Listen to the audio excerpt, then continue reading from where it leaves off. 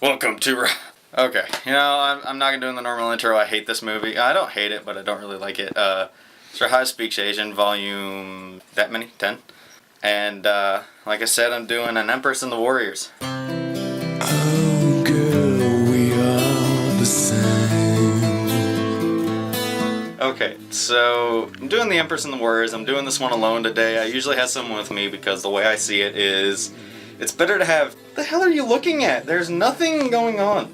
The way that I see it is that having two people review something's a lot better because you kind of get a little more of a contrast and, what other people say and stuff instead of having one person focus on shit.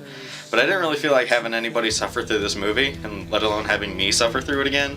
So anyways, on to the movie. And Empress and the Warriors was... It didn't necessarily, I don't even really know what to say.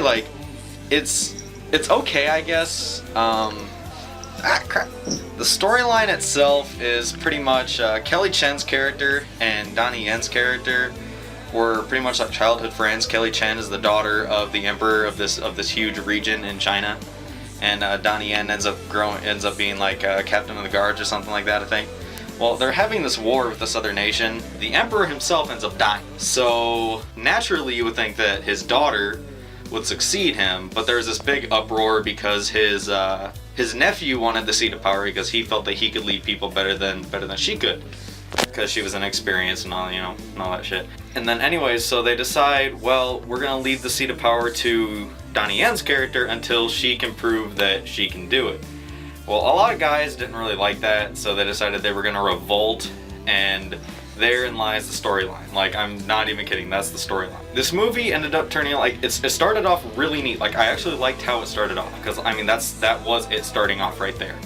But then it just she was off training in the woods, and she gets attacked by assassins, and then, she gets hit by a poison dart, ends up getting knocked out. Well, this mysterious guy saves her, and the assassins can't find her, and they run back and they die. Well, she ends up... this is where the plot kind of went off in a direction that kind of made me not really want to watch the movie anymore. It ends up turning into a pseudo love story, wrapped within this action movie package. So there's this whole weird...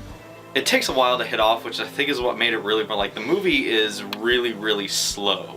It starts off really, really even pace in the beginning with all the fighting and the war, all the death and stuff, and then the guys all getting hot-blooded arguing. You know how Asians get hot-blooded and argue? That's what they do. But then, once it hits the point where she's in the care of this guy to get healed and better and stuff, it's like a car hitting a brick wall. It stops, and it's the story from then on. I actually had to force myself to keep watching it. I had to stop the movie about halfway through and finish watching it another day because I couldn't take it anymore.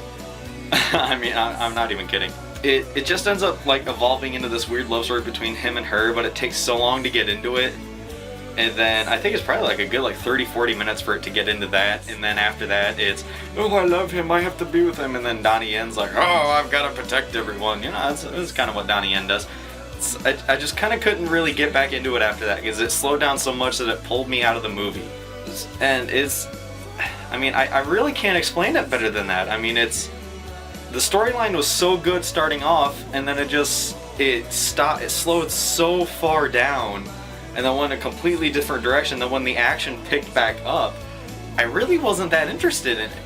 At the near the end, they finally get into this big war, this big fight, they were supposed to and stuff. And I am convinced that every movie Donnie Yen in, he has to die. Just about every movie I've ever seen Donnie Yen in, he dies. And I think it's in his contract, when they're going to write out the movie contract, and all of a sudden he's alright, well, I see in here that I'm not supposed to die. We're going to change that to where I do. It just seems to me that in every movie that Donnie Yen's in, he has to die. Which is dramatic and stuff, but,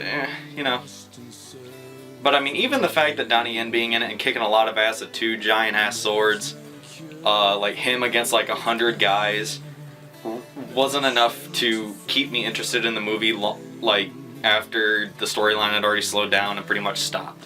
I can't say much more than that.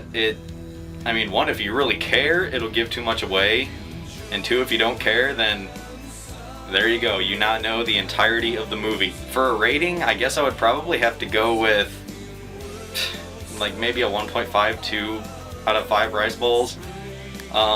Just the action scenes in it are really cool, but they're too stretched out And the story is just too boring in the middle of the movie to really keep you interested to see the very end fight scene.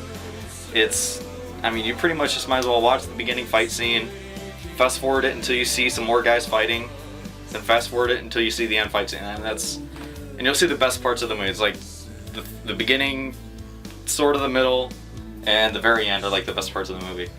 I mean, that's really all I got. It's probably really short, but I'm the only person reviewing this, like I said, because I didn't want to make anyone else suffer through it. That's what I got. 2 rice bowls out of 5.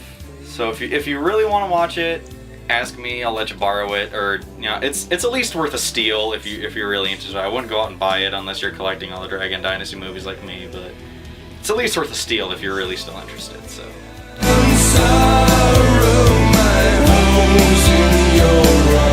Alright, so got my Dragon Dynasties. As you all can see, there's a lot of them. Shogun Assassins. I did that one for you guys. Bruce Lee, Samurai Champloo. Yeah. No, I'll wait to do the Gundam. That'll take a while. The third shelf, and then this.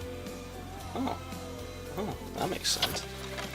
Well, I did a bad love story for you guys, so could do a good love story. Shinobi Heart Under Blade.